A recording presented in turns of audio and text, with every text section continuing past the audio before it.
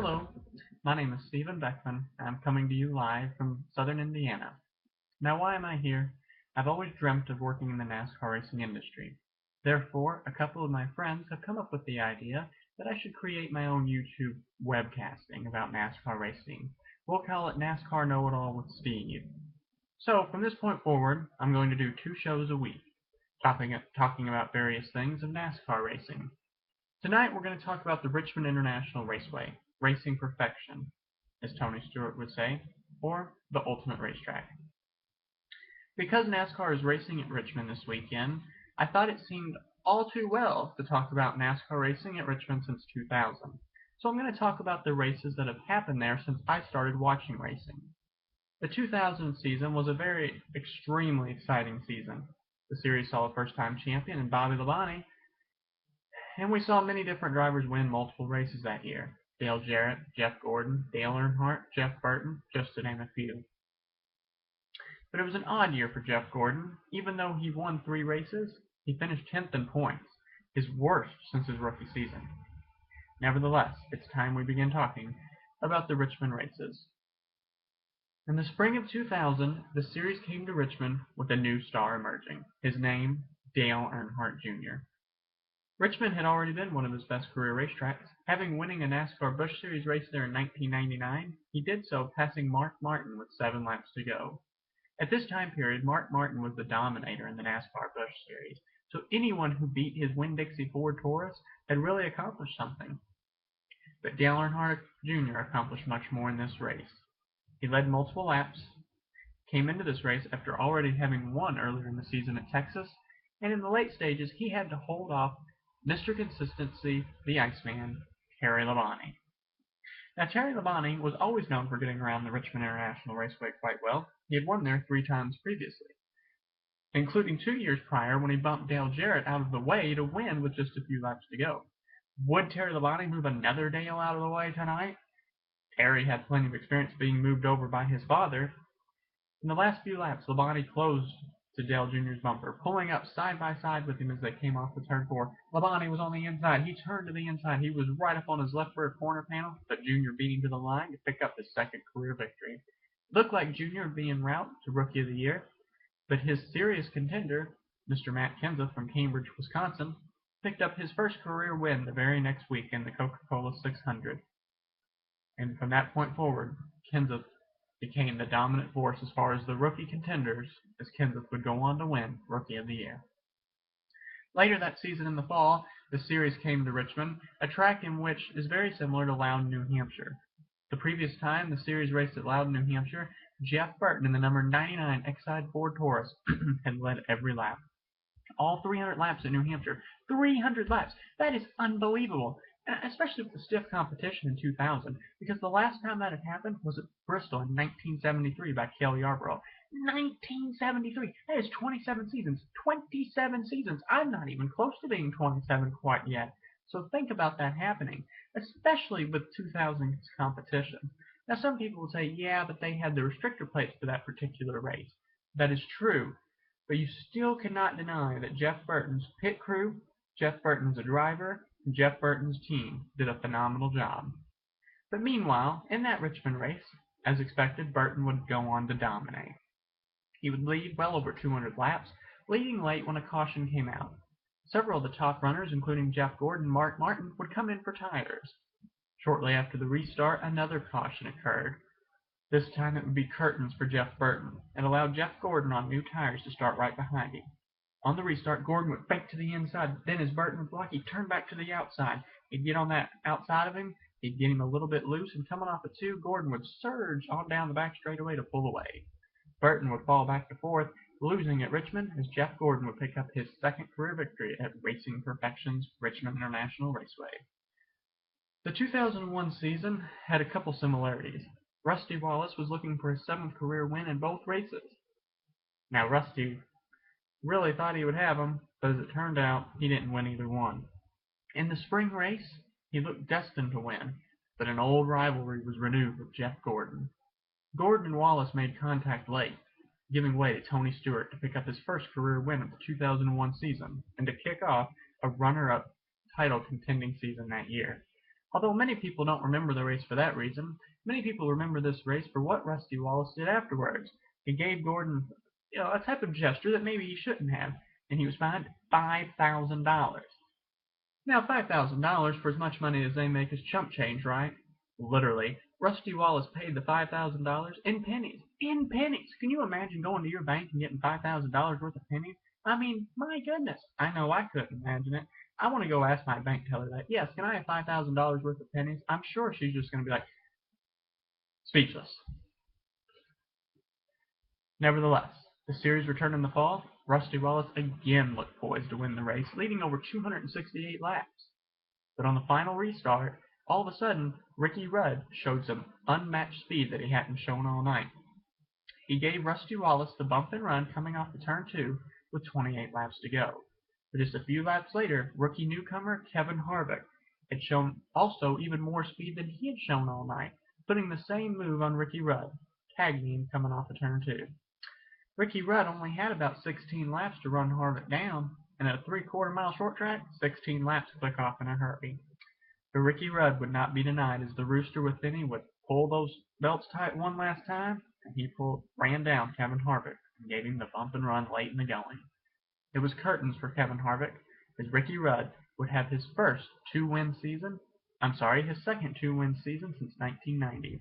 The other being 1997 when he'd win the Brickyard 400 as well as the Dover race holding off Mark Martin. Many people believe Rudd should have won multiple races in 1991. He won early in the season at Darlington, the track too tough to tame, but he also had the race at Sonoma won, spinning out Davey Allison to take the lead as the leaders came to the white flag. But on the checkered flag, Rudd was not issued the checkers as the leader, he was issued the black flag for aggressive driving. Are you kidding me? Think of all the races Dale Earnhardt won by doing that. Just think about the 1999 race at Bristol where he spun out Labonte on the last lap coming off the 2 after Labonte passed him clean to get the lead. Nobody seemed to say anything about that. Even more peculiar fact about that, when that race happened, Terry Labonte was driving the number 5 for Rick Hendrick. This 1991 race at Sonoma, Ricky Rudd was driving the number 5 for Rick Hendrick.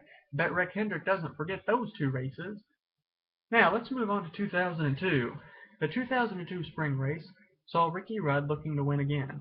Unfortunately, he would get caught up in a wreck with Rusty Wallace with 68 laps to go. Very similar to the wreck that Rusty got into Rudd the previous September at Dover. The wreck would cost Ricky Rudd the win. It looked like Ryan Newman was going to take over from this point. The young gun, as they would call him at the time, from South Bend, Indiana, looked poised to pick up his first career win. It wasn't to be, as Tony Stewart rocketed past to win the Pontiac Excitement 400. If that didn't sound great, then I don't know what did, because Tony Stewart at the time was driving a Pontiac. Stewart started dead last in the race as the race was marred with wrecks. Later that season, Matt Kenseth came to Richmond, and after practice, many people believed he was the car to beat. He wouldn't disappoint. As the race wore on, he drove from his 27th starting position to the top 10 rather quickly, but a slew of flat tires put him 2 laps down as the race neared halfway. Due to some lucky brakes and a fast car, Kenseth managed to rocket to the lead with just under 100 laps to go, passing Ryan Newman, who again looked like he would win for the first time in his career. Not to be, but Newman would pick up his first career victory the very next week at New Hampshire. That race was rain shortened, let's not forget about that. But anyways, after Kenseth drove to the lead, he drove off to a big lead, and Rusty Wallace got to second the last 10 laps. I'll never forget this. The commentators were saying, Matt Kenseth is in trouble. Rusty Wallace is running him down. But this time, Kenseth had a full length of the back straightaway lead. With 10 to go after already having 2 flat tires, don't you think Kenseth was just taking it easy? Coincidentally enough, Rusty Wallace had a flat tire with 4 to go. Looks like Kenseth did the right thing, didn't he? I would say so. 2003 was a very odd Richmond race. Anybody who led had problems. Kurt Busch, Robbie Gordon, Bobby Labonte. But so many of them came back. Busch came back tonight. Robbie Gordon came from 3 laps down to finish 4th. Bobby Labonte came back to finish 2nd. But nobody had anything for the number 25 UAW Delphi Chevrolet driven by Joe Nemechek. Nemechek would pick up his 3rd career victory in what would become a 4th career victory for Joe Nemechek. He picked up his 4th win at Kansas in 04. His first win was at New Hampshire in 1999, and his second was at Rockingham in 2001. But the race was actually rain delayed with 7 laps to go. It never got restarted, but as Bobby Labonte said, it probably didn't matter anyway. Later that series in the fall, the series came back, and Kevin Harvick looked poised to finally win at Richmond. In the late stages, he was battling Ryan Newman. We all know how hard it is to pass Ryan Newman, and Kevin Harvick was struggling doing so. Because he couldn't get by, he was holding up Ricky Rudd. The two made contact. Harvick hit the wall hard. Many people forget that Ryan Newman won the race and that Jeremy Mayfield actually escaped to finish second. Most people remember what happened at the end when Harvick pulled up beside Rudd's car and tried to basically start a fight. But the thing that's most peculiar about this, Harvick said Rudd has one coming, was the previous night in the NASCAR Busch Series race at that time. Matt Kenseth was wrecked for the win on the last lap, and Harvick said Kenseth wins too much. He didn't seem to have a problem when it happened to him. Or he didn't seem to have a problem when it happened to Kenseth. But boy, when the shoe was on the other foot, he did have a problem. The 2004 series saw a rookie start on the pole at Richmond, Brian Vickers, driving actually the car that Joe Nemechek drove the previous season. Many people believe this could be Brian Vickers' first career win. I'm afraid that wasn't to be. The race came down to 2 Chevrolet heavyweights that season, Dale Earnhardt Jr. and Jimmy Johnson. Johnson looked poised for his first ever Richmond win, but it wasn't to be. Dale Earnhardt Jr. would pass him on the outside shortly after the final restart. Jr. would go on to win, picking up his 3rd win of what would become a 6-win season. Statistically, Jr.'s best career season as he finished 5th in points. Could he top that this year? He has the potential. He's already won 3 times, and there's a chance he could start the Chicago race next weekend as the sport's #1 seed. Later that year in the fall was the first year that the chase was implemented. Only the top 10 drivers in points leading the race would move on. The race had a major crash in the mid-stages, taking out Jimmy Johnson, almost taking out Mark Martin, who made a nifty move to spin out to avoid contact. But we're not going to talk about the chase tonight. That will be on our next episode. But what ended up happening was Kurt Busch looked to finally be en route to ending what was forever his long drought at Richmond of bad luck. But Kurt would again be denied, running out of gas with 9 laps to go, giving the win to Jeremy Mayfield, who hadn't won a race since Pocono of 2000. But Mayfield won some bizarre races. He won the basically fuel mileage race at Richmond to get him into the chase, giving people now the hope of, let's pull a Mayfield, meaning let's win the last race and make it in the chase. He also won a race at Fontana in 2000 where his oil temperature was way too hot to survive. I'm not sure how his engine made it. He won a race at Pocono in 1998, waiting out many rain delays. He won a race at Michigan in 2005 on fuel mileage. He was running 19th with 10 laps to go, but he was the highest running car that could make it on gas. It was interesting because him and his team, crew chief by Slugger Labbe, actually tested there, and they felt confident going to Michigan. As it turns out, they had no speed at all, but they had incredible fuel mileage, which escalated them to the victory and back into the chase. Mayfield also won what would be considered his most peculiar victory in 2000 at Pocono, when he bumped Dale Earnhardt Sr. out of the way in turn 3 on the last lap to win. That's right, Dale Earnhardt Sr. What a man, Jeremy. I'm pretty proud of you, sir. 2005 was a season most practically dominated by the Roush Fenway Fords, but their dominance was mainly seen on the mile-and-a-half racetracks. In the spring race, the Roush cars did not dominate. Kurt Busch was the only one strong.